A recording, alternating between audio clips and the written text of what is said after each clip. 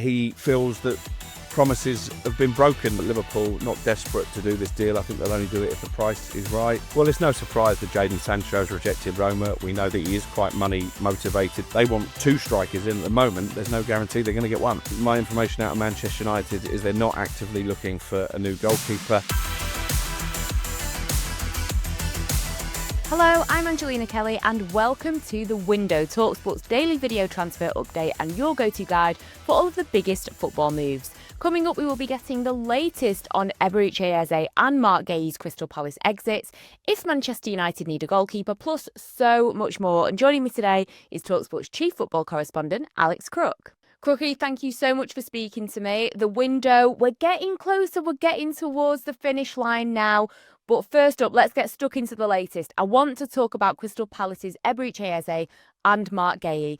I felt, I watched the game against Chelsea and I felt like they were ever the professionals throughout that game. So a bit of an applause towards the end. You're thinking, are they saying goodbye to the fans? But is there actually an update on their moves to Tottenham and Liverpool?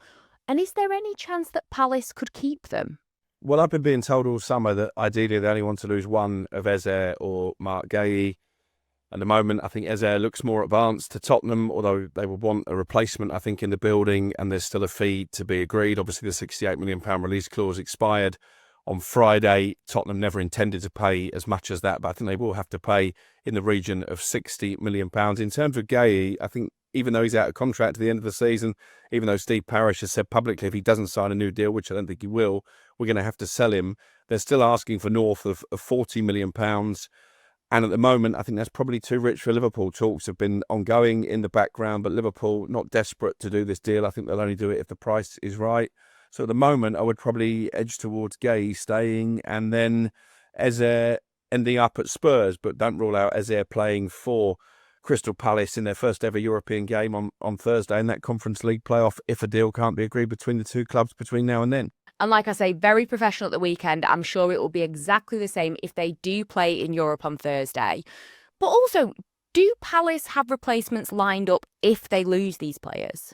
Well, they're very keen on Bilal El Khanous at Leicester. There's a lot of Premier League interest in him, certainly Leeds as well. But I was told yesterday that he's made it clear to Leicester his priority is Palace. I think they're looking for a fee of between 26 and 30 million pounds. I've wrote a piece in my notebook on the talkSPORT website today about Tyler Dibbling, another potential Palace target. But Southampton have proved already this summer they won't let him go cheaply.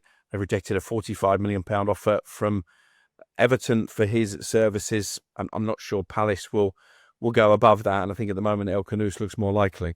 Elsewhere, we've got one transfer saga that's been developing with Alexander Isak to Newcastle, and now we've also got a knock-on effect saga, if you will, with Yoane Wissa. He is still a Brentford player, but Newcastle are set to make a new bid for the forward. Brentford want to bring in a replacement before selling him. There are reports that Wissa feels like they're basically blocking his move. He's removed all club photos from his Instagram. What is going on here? Well, what's going on here is I think Wissa has been under the impression since the start of last season, according to his camp, that if a bid of more than £30 million came in this summer, they would allow him to leave. Even as recently as last week, I think he was under the impression that if they got a replacement in the building, then this move to Newcastle would be facilitated. The belief was the replacement would be Dongo Ouattara. Now we're being told by high-ranking sources of Brentford that actually Ouattara is a Brian Mbeumo replacement and not a direct replacement for Wissa, and they would take an offer of between 50 and 60 million pounds from Newcastle to persuade them to part company with Wissa. He's 29 years of age. I don't see that Newcastle will pay that, and I think what we're seeing with his social media activity, removing any mention of Brentford, is the fact that he feels that promises have been broken. And I wouldn't be surprised if in the coming days we see a statement from Wissa reflecting that. This is one that is certainly getting very messy.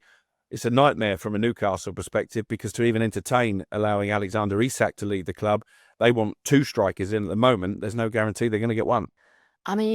Newcastle's luck in this window, it's been awful, hasn't it? And you do have to feel for the club, you feel for the fans, you feel for Eddie Howe.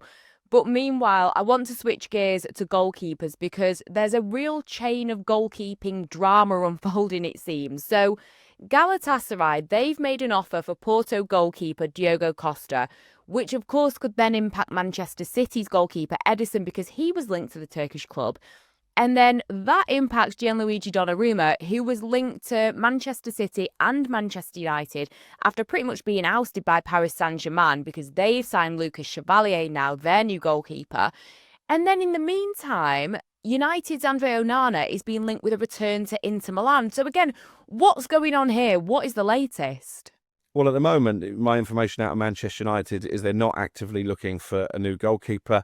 They have faith in Andre Anana and Altay Bayındır, despite that mistake that proved costly against Arsenal at the weekend. I did call Altay a clown in the Premier League All Access podcast, which maybe was a bit of an overkill, maybe a bit harsh to use that word, but it was a big mistake, I think, that cost United dearly. But to say Anana is fit now, I would expect him to play against Fulham at the weekend. And all summer, they've been prioritising other areas of the pitch. I think if they're going to sign anyone, Manchester United, between now and September the 1st, it will be a defensive midfielder as opposed to a goalkeeper.